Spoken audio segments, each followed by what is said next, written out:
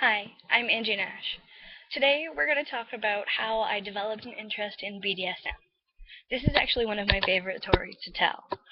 I blame my dad, but not in some twisted, incestuous CAS involved way, so cool your jets.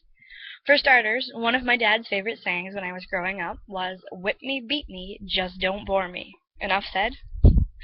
I was always an avid reader, reading things like Jack London's White Fang on my own by the third grade. When I got to the sixth grade, Dad handed me a book called Raga 6. To this day, I don't know if he did what he sometimes is notorious for and simply skim-read it, saw it was about the occult, and decided I might enjoy it, or if he honestly didn't know that it involves some really explicit and even gruesome sex scenes. It was sort of one of those questions that I just didn't want to know the answer to.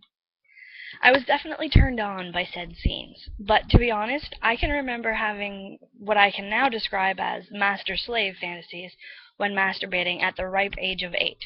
Make-believe games with one of my female friends in particular always seemed to end up with her being some poor victim trussed up that I had to rescue from rape, or to be the rapist. Her idea, but I was into it. I also ended up trussed up and threatened with a toy knife at one point.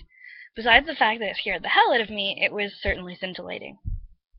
As I grew older, internal mantras when I was masturbating turned to things like, "You can't rape the willing," or "Rape is just sex you didn't know you wanted." So apparently, consensual non-consent was something that I wanted to experience.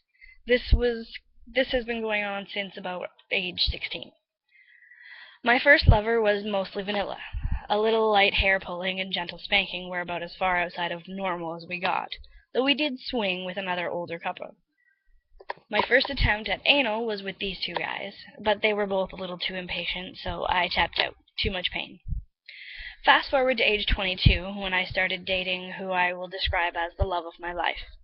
I had read a lot of books at this point and had some internet access, so had gotten into internet erotica. I knew that rough sex made me wet. The power exchange was something that I was into. So one day I got brave and asked him to spank me. Now, I was braced for the initial "what the fuck" face, but that dragged into a full 2-minute stare down, which ended with me crying myself sick in the bottom of the shower, water on and clothes still on. What can I say? Water is my safe place. So when that relationship fell apart 2 years later, I began what I now call my year of hell, during which my number of sexual partners multiplied exponentially. I found my way into the company of several people who were into the kink persuasion. I started some light training with a couple of different doms, touching on things like anal training, breath play, bondage, nipple torture, bladder control, impact play, forced orgasms, and deep throating. Role play, including pet play, were also part of the adventure. From there, I found a dom who was willing to take me on as a live-in, permanent basis. He has helped to open my eyes to the world of awesome kinkdom, and gave me a safe place to explore all of the wonderful and perverse things. There are still some things that I haven't tried, but there are very few things that I am not interested in. And the rest, as they say, is history. Keep tuned, and we'll talk about other things.